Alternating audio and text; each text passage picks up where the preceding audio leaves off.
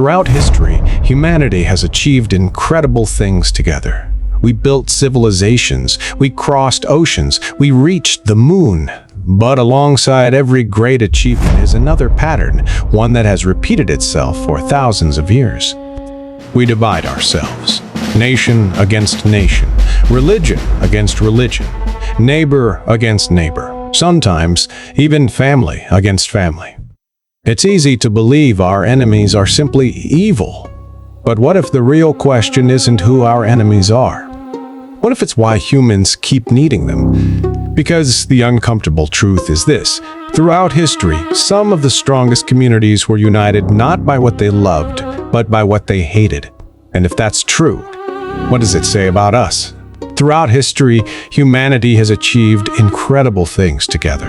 We built civilizations, we crossed oceans, we reached the moon. But alongside every great achievement is another pattern, one that has repeated itself for thousands of years. We divide ourselves. Nation against nation, religion against religion, neighbor against neighbor, sometimes even family against family. It's easy to believe our enemies are simply evil. But what if the real question isn't who our enemies are? What if it's why humans keep needing them?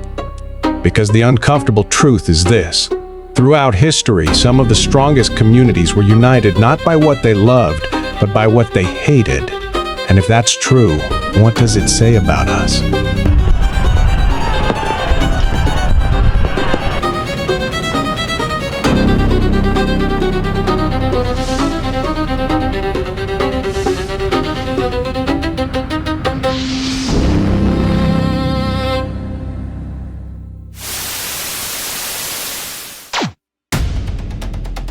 Humans are one of the most cooperative species on Earth. Millions of strangers trust one another every day.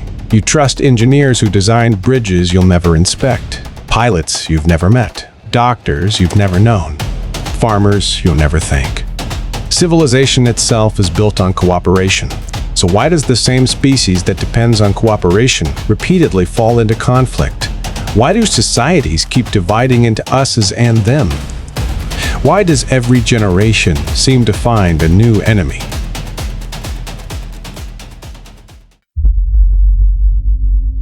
Imagine standing on an open plain 30,000 years ago.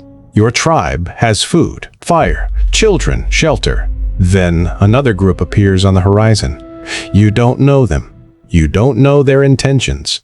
If you're wrong about them, your family may not survive. Your brain learns a simple rule: unknown often means danger. Over thousands of generations, humans evolved to quickly distinguish between our group and their group. This instinct wasn't evil. It was adaptive. It increased the chances of survival.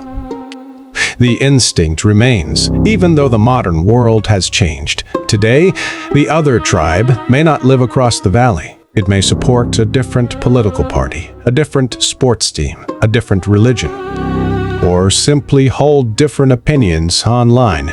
The environment changed. The instinct stayed.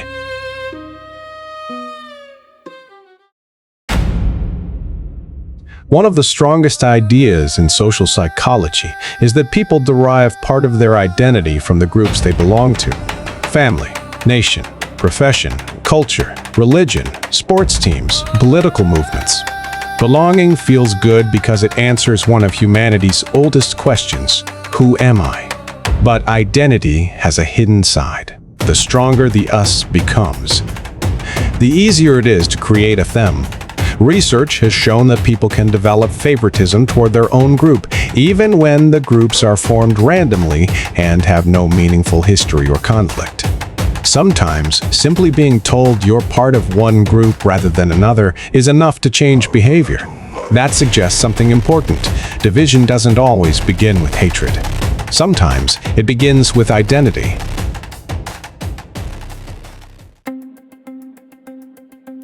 Social media didn't invent tribalism.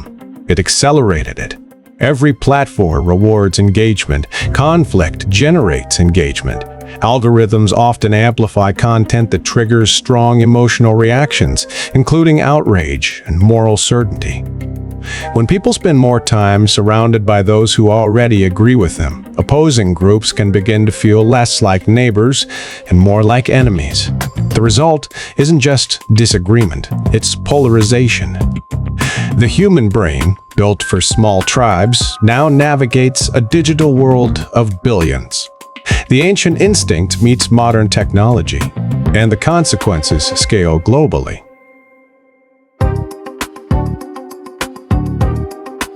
History shows that shared challenges can unite people. Natural disasters, pandemics, space exploration, scientific breakthroughs. When people rally around a meaningful common purpose, cooperation often expands beyond previous divisions. This raises a difficult possibility. Perhaps the deepest human need isn't an enemy. Perhaps it's a shared purpose. When purpose is strong, the need to define ourselves against others may weaken.